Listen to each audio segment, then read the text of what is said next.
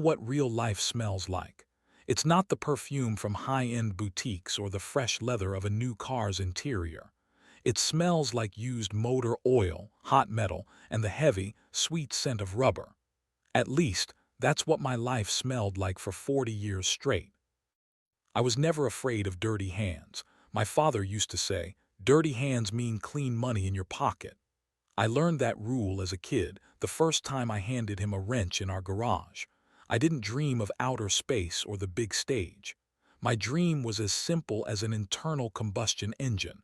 I wanted to build something of my own, something solid, something that would last after I'm gone.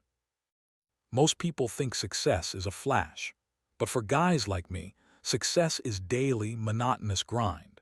It's thousands of tightened bolts, hundreds of sleepless nights, and hands that never quite get clean, no matter how much heavy-duty soap you use. I built my empire brick by brick, never noticing the years slipping away behind those walls. I thought I was doing it for them, for the kids, for my wife. I was building a future, but I forgot to live in the present. And now that the foundation is unbreakable, I've suddenly realized that in this massive house I've built, there's no one left to live in it. My story started in a single grease pit in an old shop on the edge of town. I worked as an auto mechanic for 10 years, 10, 12 hours a day. Every cent left over after the bills were paid went into savings. While my peers were out at bars or buying trendy clothes, I was buying tools. Snap-on, Bosch, professional lifts. To me, they weren't just pieces of iron. They were my tickets to freedom. When I finally opened my first shop, tiny, just 2 bays, I felt like a king. I was the CEO, the mechanic, and the janitor all at once.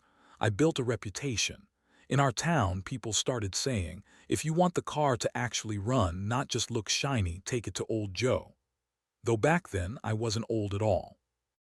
Then came Maria. She pulled in with a blown radiator on an old Ford Fiesta.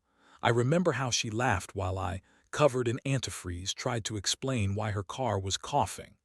She became my backbone. Maria never complained when I'd come home at 2 in the morning, smelling so strongly of gasoline it made your eyes water. She believed in my empire, even when I had lost faith myself. The kids came. First Max, then Lisa. I'd look at their tiny hands and think, "You won't have to turn wrenches in the cold. You're going to have everything." I started expanding. An auto parts store rose next to the shop, then a tire center, then an automated car wash. Every morning I'd stand on the threshold and look at my business. This was my land, my fortress. I wasn't turning the wrenches myself anymore. I had 20 employees. I wore a clean shirt and carried a tablet, but there was still that thin black line of grease under my fingernails. As a reminder, I gave them the best education. Private schools, top-tier colleges. I waited for the day Max would walk into the office, sit in the chair across from me, and say, "Dad, let's update the inventory in the store." I imagined Lisa handling the books and marketing.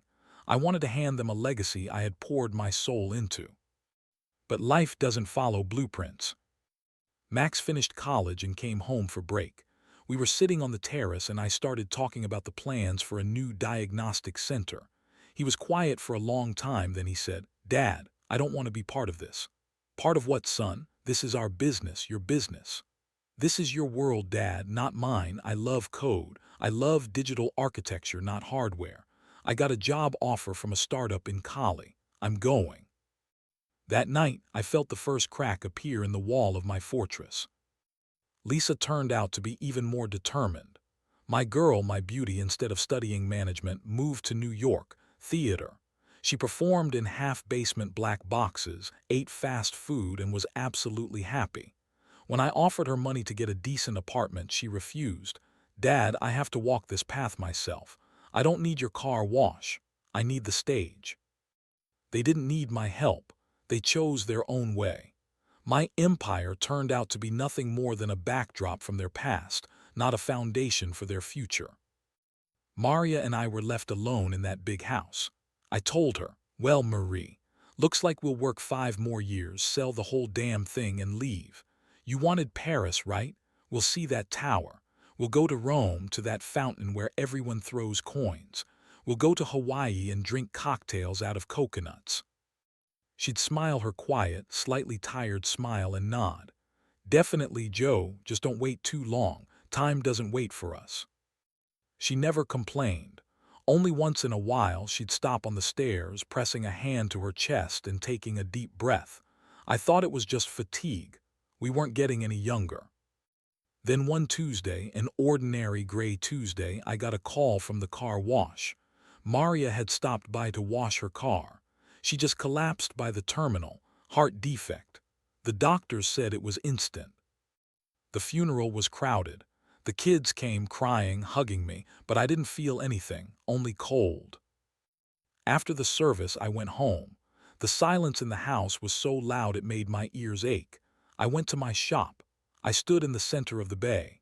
Life was buzzing all around. Mechanics were swearing, air wrenches were screaming, customers were drinking coffee in the waiting area. Money was dripping into the account every minute. And suddenly I realized, I don't need any of this. 40 years. 40 years I bit through concrete, built these walls, expanded the business. For what? To pass it to kids who aren't interested. To live in retirement with a woman who's no longer here. For the first time in my life, I didn't know what to do tomorrow. If there is no goal, movement becomes just a convulsion. All my success turned out to be an empty wrapper. A massive pile of metal and brick that couldn't bring back the one person who made it all mean something. I sold the business a month later, quickly, without haggling, to my managers who had been waiting for the chance for years. They looked at me like I was insane. I was giving away a gold mine for a fraction of its worth. I packed one bag. I didn't take anything from my old life except a photo of Maria in a silver frame. Now I'm sitting in a small cafe on the banks of the Seine. In front of me is a coffee and a croissant. I don't quite know how to eat properly. Paris hums around me, the city she dreamed of in the evenings while I was busy counting profits in the office. In my pocket I have tickets to Rome for next week, and after that Hawaii. I'm fulfilling her dreams, one by one. The kids call me every day. They're worried. Max says he's proud of me. Lisa cries into the phone and says Mom would be so happy to see me here. And you know what? Maybe this is my real legacy. Not the walls of an auto store, but this freedom I finally allowed myself to feel. I look at my hands. The grease is finally gone, but I still remember the smell. And now I know for sure, a real empire isn't what you built, it's what you managed to feel while you were building it. It's just a shame it took me 40 years and a broken heart to figure that out.